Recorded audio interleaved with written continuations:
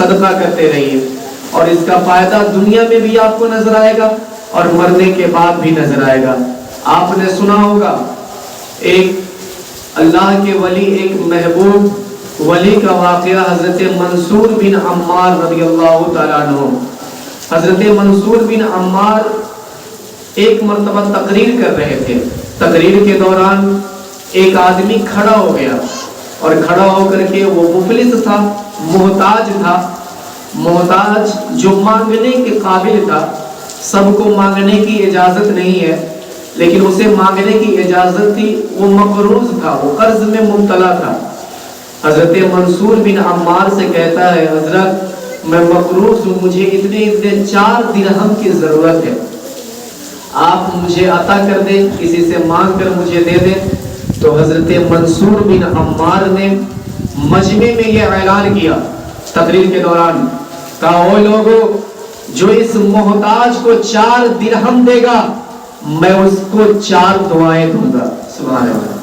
جو اس محتاج کو 4 درہم دے گا میں اس کو 4 دعائیں دوں گا۔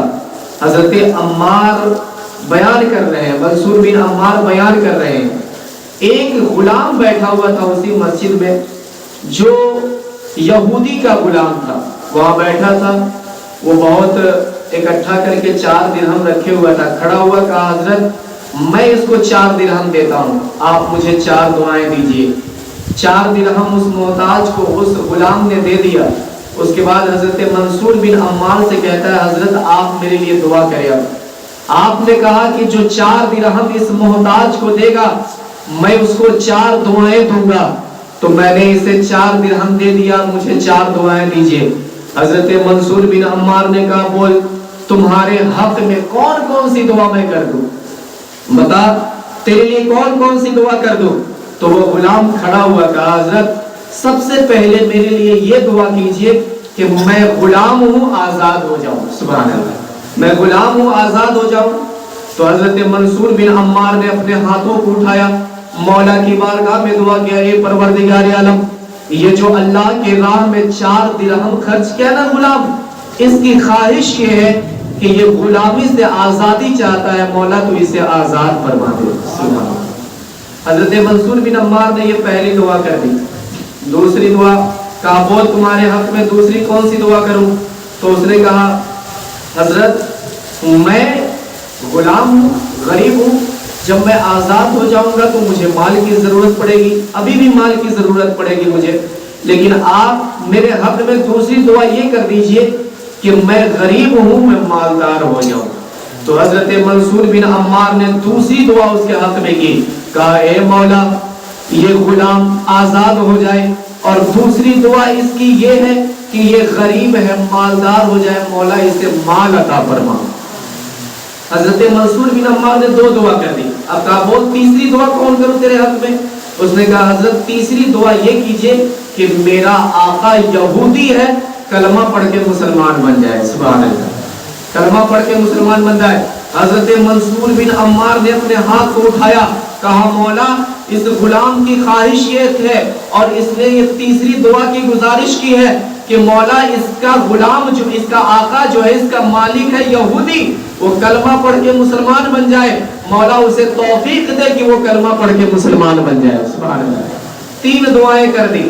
کہا چوتھی دعا، کہا حضرت جب میرا آقا کلمہ پڑھ کے مسلمان بن جائے، میرا مالک کلمہ پڑھ کے مسلمان بن جائے، ہم مسلمان ہیں، چوتھی دعا میری یہ ہے کہ اللہ تبارک و تعالیٰ میرے اور میرے مالک کو بخش دے۔ سبحان اللہ، میرے اور میرے مالک کو بخش دے۔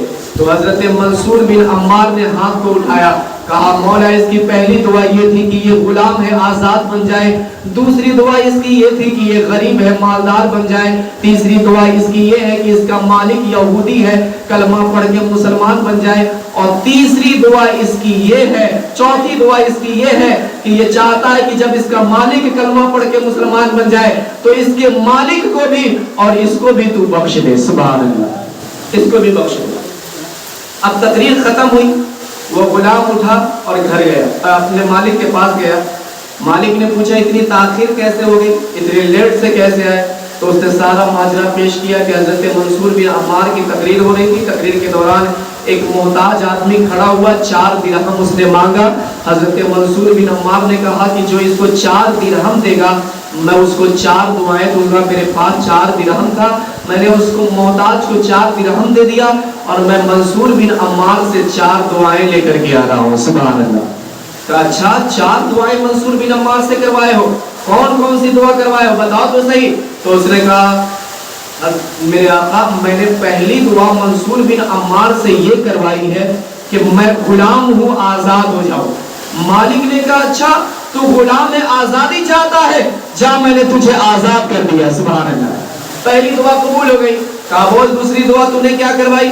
کہا میرے آقا میں نے دوسری دعا یہ کروائی کہ میں غلام ہوں، آزاد ہو جاؤں، اور دوسری دعا یہ کروائی کہ میں غریب ہوں، مالدار ہو جاؤں. تو اس مالک نے کہا اچھا تو مالدار بننا چاہتا ہے تو جا میں نے تجھے 1000 تمہیں درہم عطا کیا، جا تم مالدار ہو جا. سبحان اللہ. 1000 درہم ملا، وہ مالدار ہو گیا. اس کے بعد حضرت منصور سے دعا کروا کر کے وہاں اپنے مالک کے پاس حاضر ہے. کہا کہ تیسری دعا تم نے کیا کروائی؟ اس نے کہا تیسری دعا میں نے یہ کروائی کہ میرا مالک یہودی ہے، کلمہ پڑھ کے مسلمان بن جائے. تو حضرت منصور بن عمار نے اس کے لیے دعا کی تھی. کہا کہ تیسری دعا میں نے یہ کروائی کہ میرا مالک جو ہے یہودی ہے، کلمہ پڑھ کے مسلمان بن جائے. تو کہا اچھا تم نے میرے لیے مسلمان ہونے کی دعا کی، لو میں اپنے کفر سے توبہ پڑھتا ہوں اور کلمہ پڑھتا ہوں لا الہ الا اللہ محمد رسول اللہ صلی اللہ علیہ وسلم. وہ کلمہ پڑھ کے مسلمان بن گیا. کہا کہ چوتھی دعا تم نے کون سی کروائی؟ کہا چوتھی دعا میں نے یہ کروائی کہ جب میرا آقا کلمہ پڑھ کے مسلمان بن جائے، میں مسلمان ہوں، اللہ میرے آقا کو بھی بخش دے اور مجھے بھی بخش دے، میرے مالک کو بھی بخش دے اور مجھے بھی بخش دے. تو اس مالک نے کہا سنو 3 کام میری ذمہ داری میں تھے، میں نے اسے کر دیا. 3 میرا کام تھا، میں نے کیا. تم کو آزاد کرنا تھا، یہ میرے بس میں تھا، میں نے کر دیا. تم کو مالدار بنانا تھا، میرے بس میں تھا، میں نے تم کو مالدار بنا دیا. مجھے کلمہ پڑھ کے اسلام قبول کرنا تھا، میں یہودی تھا، کلمہ پڑھ کے مسلمان ہو گیا. چوتھی جو دعا ہے اللہ تبارک و تعالی بخشنے والا وہی بخشے گا، یہ چوتھا کام میرا نہیں ہے. اب سنیے وہ مالک سو گیا. جب سویا تو رات میں کیا دیکھا؟ کسی خواب میں پکارنے والے نے پکارا او تم کلمہ پڑھ کے مسلمان بن گئے، 3 کام تم نے انجام دیا اور تم یہ سوچتے ہو کہ چوتھا کام جو میرا ہے میں نہیں کروں گا. میں رحم الراحمین ہوں، میں پروردگار عالم ہوں، میں اللہ ہوں، میں کریم ہوں، میں مہربان ہوں. تو جا 3 کام تیرے بس میں تھا تو نے کر دیا، چوتھا کام میرے بس کا ہے، میں بخشنے والا ہوں. جا میں نے تمہیں بھی بخش دیا، تمہارے غلام کو بھی بخش دیا اور منصور بن عمار کو بھی بخش دیا اور محفل میں جتنے لوگ بیٹھے تھے میں نے ان تماموں کو بھی بخش دیا ہے. آپ نے دیکھا 4 درہم کے بدلے میں 4 درہم کے بدلے میں اللہ کے راہ میں 4 درہم خرچ کرنے کے بدلے میں کتنا فائدہ ہوا.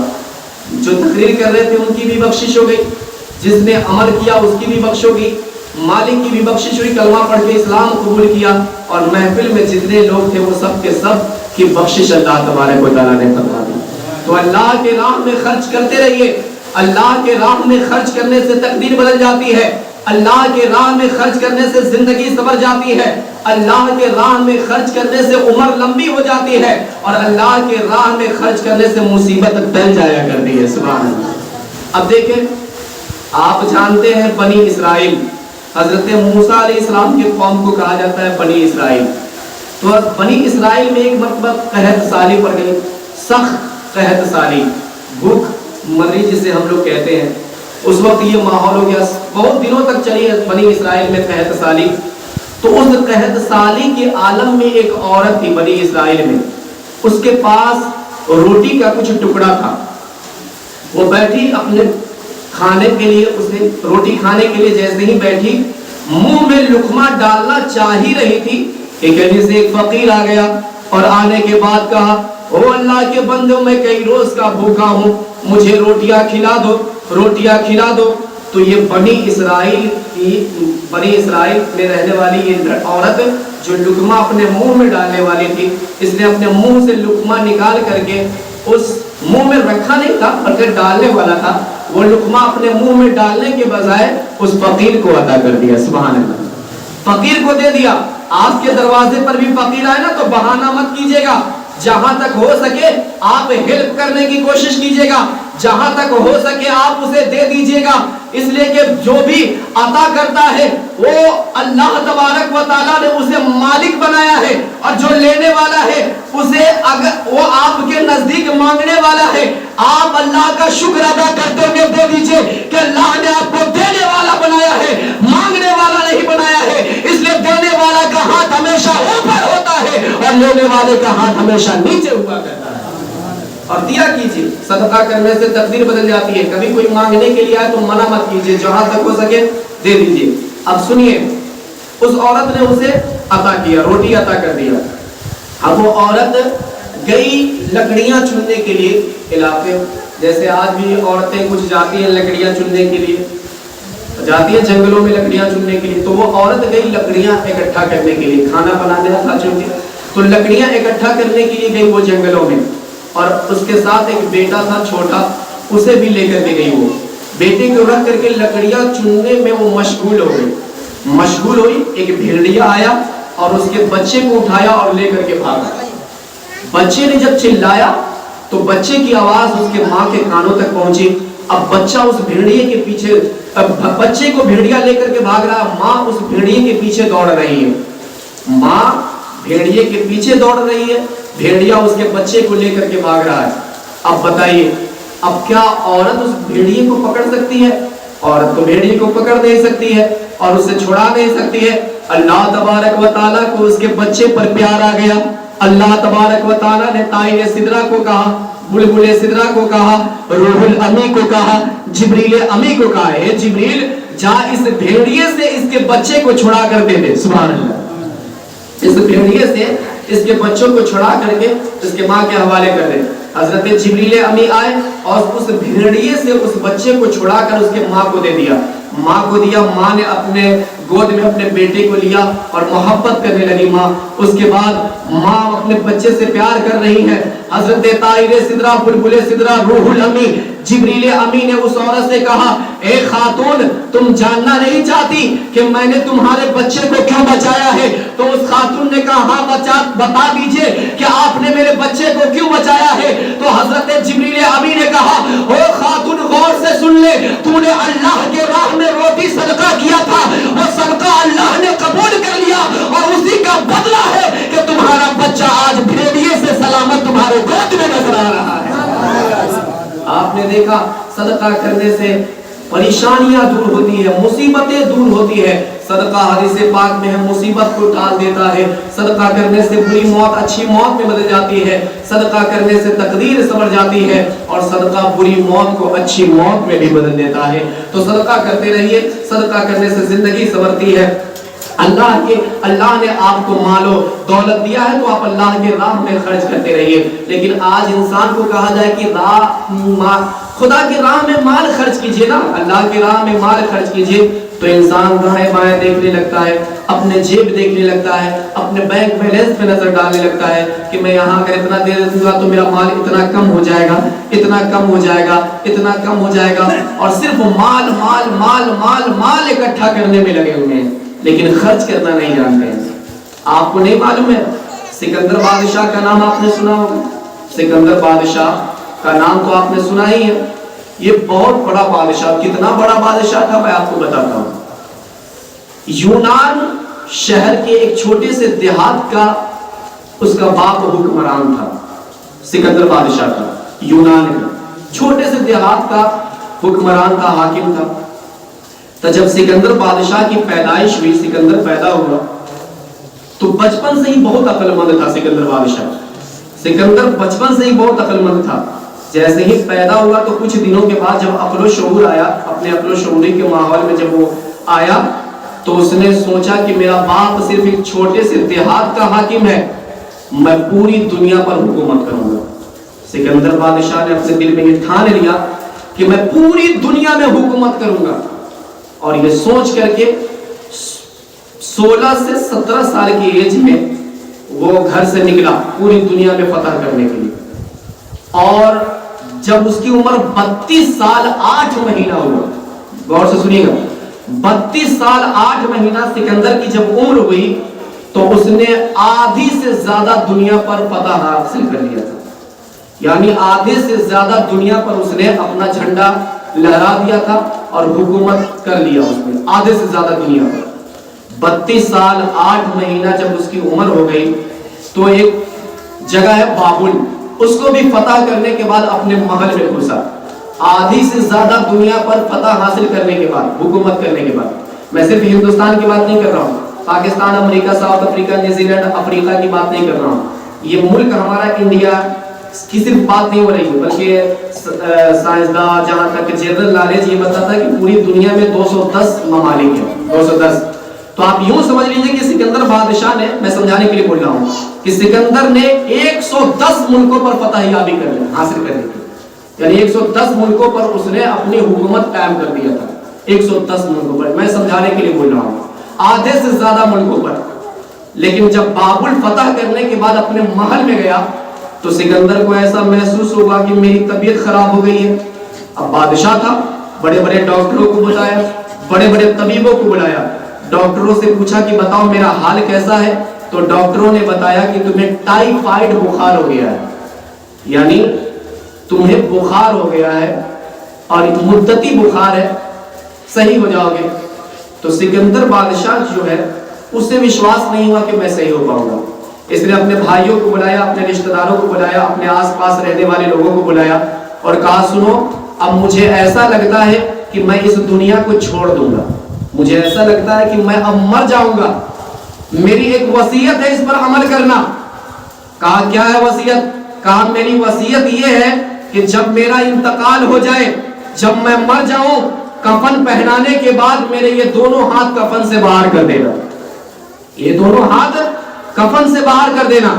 اب غور سے سنیے گا کون سکندر کہہ رہا ہے، جو آدھی سے زیادہ دنیا پر اپنا جھنڈا لہرا چکا ہے، فتح یاب ہو چکا ہے، آدھی سے زیادہ دنیا پر حکومت کر چکا ہے. 32 سال 8 مہینے کی ماتر عمر میں، 32 سال 8 مہینے کی عمر میں آدھی سے زیادہ دنیا کو فتح کرنے کے بعد بیمار ہوا ہے اور اپنے ساتھیوں سے کہہ رہا ہے کہ اب مجھے ایسا لگتا ہے کہ میں انتقال کر جاؤں گا، تو میرے انتقال کے بعد میرے دونوں ہاتھ کو کفن سے باہر کر دینا.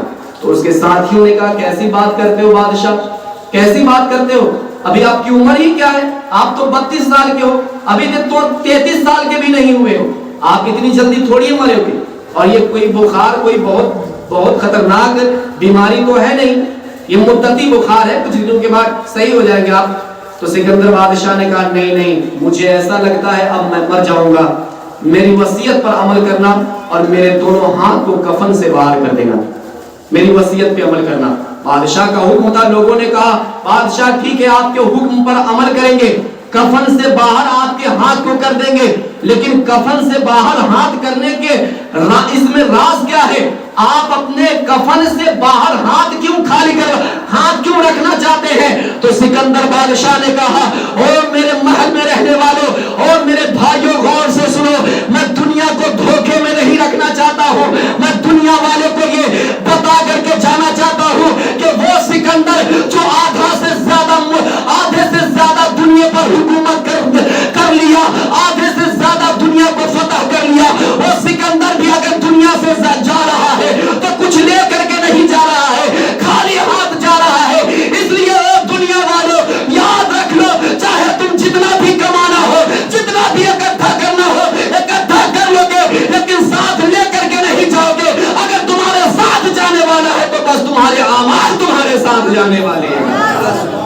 اس لیے سکندر بادشاہ نے کہا کہ میرے ہاتھ باہر نکال دو، اور اس کے انتقال کے بعد اس کے ہاتھ کو کفن سے باہر کیا بھی گیا تاکہ دنیا والے کو عبرت مل جائے کہ سکندر بادشاہ جو آدھے سے زیادہ دنیا پر حکومت کی، آدھے سے زیادہ دنیا پر فتح یابی کا جھنڈا لہرایا، وہ جب مر کے گیا تو وہ بھی خالی ہاتھ گیا ہے.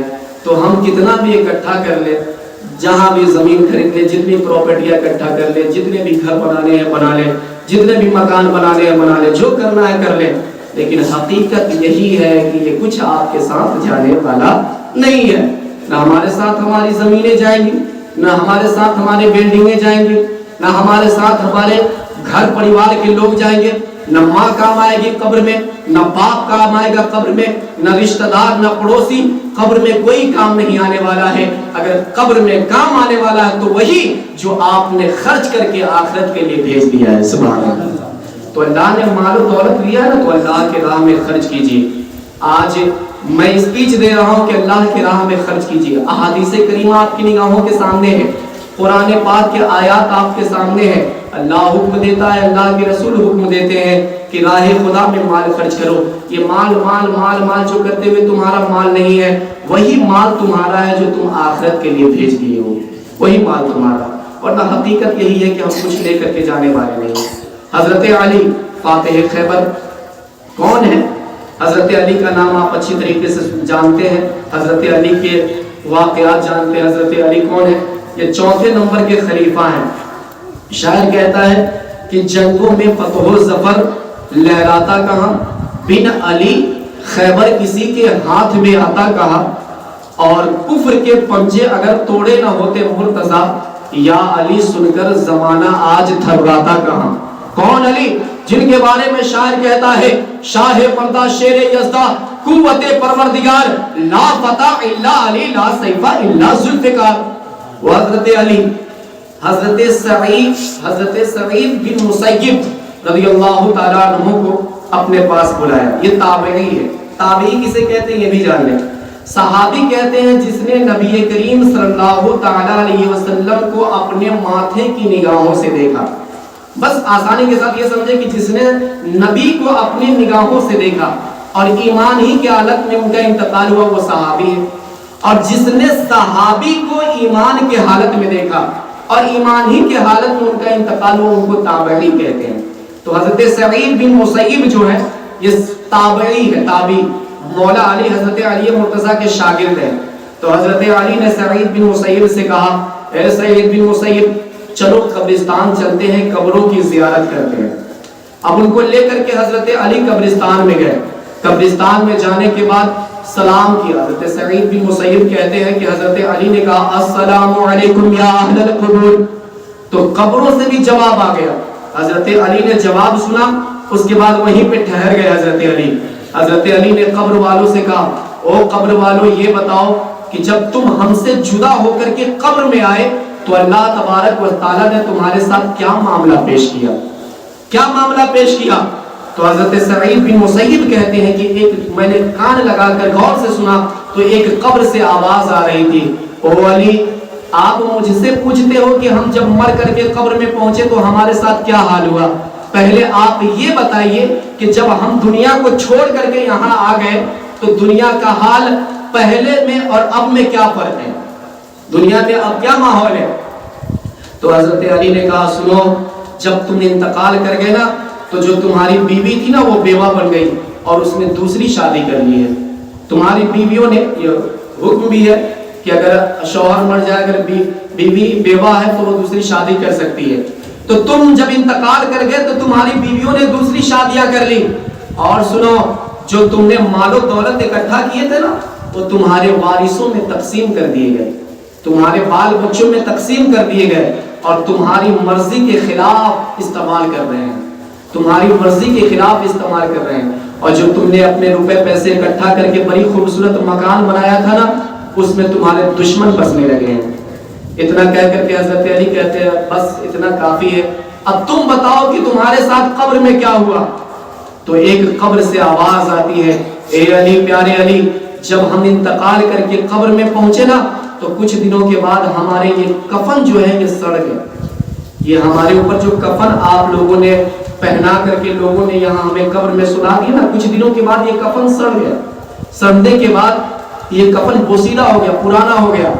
آج ہم مارکیٹوں میں نکلتے ہیں یا سڑکوں پہ نکلتے ہیں، بڑے اچھے اچھے لباس پہن کر نکلتے ہیں اور ہم یہ سوچ کر کے چلتے ہیں کہ ہمارے چلنے کی طرح کوئی چلتا نہیں، ہمارے بولنے کی طرح کوئی بولتا نہیں، ہماری صورت کی طرح کسی کی صورت نہیں، ہمارے لباس کی طرح کسی کی لباس نہیں، لیکن ایسی سوچ رکھنے والوں میرے بھائیوں سن لو، آپ یقیناً چلتے ہو تو آپ کے چلنے کی طرح کوئی چلتا نہیں ہے، آپ کے پہننے کی طرح کوئی پہنتا نہیں ہے، لیکن یہ سوچ رکھ کر کے اگر آپ مارکیٹ میں چل رہے ہو تو کبھی یہ بھی سوچا ہے کہ جس مارکیٹ میں سینہ چوڑا کر کے چل رہے ہو کہ ہم ہی سب کچھ ہے، اسی مارکیٹ میں آپ کا کفن بھی آ چکا ہے۔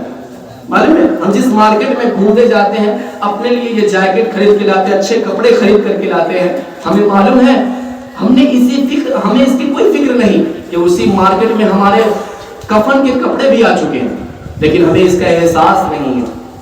یہ کچھ نہیں ہے، یہ جتنا بھی آپ قیمتی پہننا چاہتے ہیں پہن لیجئے، جو کھانا چاہتے ہیں کھا لیجئے، جو بنانا چاہتے ہیں بنا لیجئے، لیکن آخر منزل وہ 2 گز کی زمین ہے جہاں پہ ہمیں اور آپ کو لیٹنا ہے اور ہمارا یہ کفن بھی پرانا ہو جائے گا۔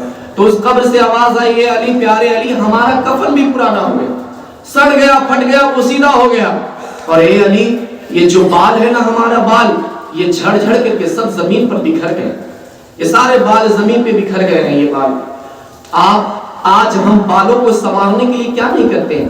اچھا سے اچھا شیمپو استعمال کرتے ہیں، اچھا سے اچھا صابن استعمال کرتے ہیں، بلکہ ہم کوشش کرتے ہیں کہ ڈاکٹروں سے بھی رائے لیں تاکہ ہمارا بال نہ جھڑے، ہمارے بال سفید نہ ہو۔ بال جھڑنے لگ جائے تو ہم پریشان ہو جاتے ہیں، بلکہ 10 ڈاکٹر کے پاس گھوم جاتے ہیں تاکہ ہمارا بال نہ جھڑے۔ ہم بال کی اتنی فکر کرتے ہیں، کاش ہم اپنی آخرت کی بھی اتنی فکر کر لیے ہوتے، ہم اپنے آنے والی زندگی کی بھی فکر کر لیے ہوتے۔ اگر قبر کے اس منزل کو واقعی میں انسان سمجھ جائے تو میں اس منبر سے کہہ رہا ہوں قسم خدا کی کہ دنیا میں کوئی گناہ انسان کر ہی نہیں سکتا ہے۔ تو بال ہمارے جھڑ جھڑ کے گرنے لگے، حضرت علی سے کہا، اے علی ہمارے بال جھڑ جھڑ کے گر گئے۔ اس کے بعد کہا، اے علی پیارے علی کچھ دنوں کے بعد یہ ہمارے آنکھ ہے نا جس سے ہم دیکھتے تھے، یہ آنکھ ہمارے بہ کر کے، یہ ہمارے آنکھ پھٹ کر کے بہ گئے، یہ آنکھ ہمارے بہ گئے۔ اس کے بعد کہتا ہے، اے علی پیارے علی یہ پیٹ جس کے لیے ہم حرام حلال کی تمیز نہیں کیے، کہیں سے بھی حرام آئے حلال آئے کھاتے رہے، کسی کے پاس جا کے کھاتے رہے بغیر کوئی تحقیق کے، اس پیٹ کے لیے سب کچھ کیا، اے علی یہ پیٹ ہمارا پھٹ چکا ہے، اور اس پیٹ سے اتنی خطرناک بدبو آتی ہے، اتنی بھیانک بدبو آتی ہے کہ اس بدبو سے ہم پریشان ہیں۔ اے علی پیارے علی، او داماد پیغمبر علی، یہ مشکل کشا علی مرتضیٰ، یہ بدبو اتنی بھیانک ہے کہ اگر اس بدبو کے علاوہ اللہ تبارک و تعالیٰ کوئی عذاب نہ دے تو یہی عذاب ہمارے لیے کافی ہے۔ اللہ، یہی عذاب ہمارے لیے کافی ہے۔ حضرت سعید بن مسیب کہتے ہیں کہ جب حضرت علی مرتضیٰ نے یہ آواز سنی، حضرت علی اتنا رونے لگے، حضرت علی روتے جا رہے ہیں، حضرت علی روتے جا رہے ہیں۔ حضرت سعید بن مسیب فرماتے ہیں مجھے ایسا لگا کہ حضرت علی رو رو کر کے کہیں حضرت علی کا انتقال نہ ہو جائے۔ او مسلمانوں، قبر والوں کا حال سن کر کے حضرت علی مرتضیٰ جو نبی کے خلیفہ ہیں، 4 نمبر کے خلیفہ ہیں، فاطمہ زہرا کے شوہر ہیں، حسن و حسین کے بابا ہیں، قبر والوں کے حال سن کر کے ان سے برداشت نہیں ہوتا ہے، وہ روتے جا رہے ہیں۔ آج ہم قبر والوں کا حال سن کر کے کیوں نہیں روتے ہیں؟ آج ہمارے آنکھوں میں آنسو کیوں نہیں ہے؟ ہمیں آخرت کی فکر کیوں نہیں ہے؟ اس کی وجہ یہی ہے کہ ہم حلال اور حرام کمائی کی تمیز نہیں کرتے ہیں۔ واقعی اگر جسم میں حرام لقمہ پڑا ہو تو آخرت کا بھی خیال آئے گا، قیامت کا بھی خیال ہمارے ذہن میں آئے گا۔ اگر ہمارے پیٹ میں حرام کا لقمہ پڑا ہو تو لاکھ ہمارے سامنے دنیا، لاکھ ہمارے سامنے قبر کی ہولناکیاں بیان کر دی جائے، محشر کی ہولناکیاں بیان کر دی جائے، لیکن ہمارے اوپر اثر پڑنے والا نہیں ہے۔ اس لیے حلال کمائیے، حلال کھائیے اور اپنے مال میں سے اللہ کے راہ میں خرچ کرتے رہیے، اللہ کے راہ میں خرچ کرتے رہیے۔ اور ایک بات اور جان لیں کہ جتنا بھی آپ اللہ کے راہ میں خرچ کرتے ہیں نا وہ کم نہیں ہوتا ہے۔ ارے نبی نے جو فرما دیا وہ غلط ہو سکتا ہے، اور جو غلط شمار کر لے وہ تو اور اسلام سے باہر ہو جائے گا۔ خدا کا فرمان جو انکار کر دے، قرآن کی ایک حرف کا زبر زیر کا کسی نے انکار کر دیا تو وہ انکار ہے۔ تو جو اللہ و رسول نے فرمایا کہ مال خرچ کرنے سے ہمارے راہ میں مال ختم نہیں ہوتا ہے، کم نہیں ہوتا ہے، تو پھر ہمارا مال کم کیسے ہو سکتا ہے؟ آپ اللہ کے راہ میں خرچ کیجئے. آپ 1 روپے اللہ کے راہ میں خرچ کریں گے, اللہ آپ کو 10 روپے عطا فرمائے گا. آپ 10 خرچ کریں گے, اللہ تبارک و تعالیٰ اس کا 10 گنا عطا فرمائے گا. آپ جتنا بھی خرچ کر لیں اللہ کی راہ میں, اللہ اس کا 10 گنا عطا فرمائے گا, اور اس سے زیادہ, اس سے بہتر نعم البدل آپ کو ملتا رہے گا. اللہ تبارک و تعالیٰ ہمیں اور آپ کو اپنے مال کو راہ خدا میں خرچ کرنے کی توفیق عطا فرمائے. اللہ ہمیں اور آپ کو مال دے اور اسے خرچ کرنے کی بھی توفیق عطا فرمائے. تو یہ مال سب کچھ نہیں ہے, آپ مال کمائے بھی اور اللہ کے راہ میں خرچ کیجئے. جتنا اللہ کے راہ میں خرچ کریں گے اتنا ہی زیادہ آپ کا مال بڑھتا چلا جائے گا. اللہ تبارک و تعالیٰ ہمیں اور آپ کو ان باتوں پر عمل کرنے کی توفیق عطا فرمائے. میں نے جو بھی کچھ کہا اس میں کچھ غلطیاں ہو گئی ہیں, میں توبہ پڑھتا ہوں, آپ حضرات بھی توبہ پڑھ لیجیے. استغفر اللہ ربی من کل ذنب و اتوب الیہ. کلمہ طیبہ اللہ سے پڑھ لے, لا الہ الا اللہ.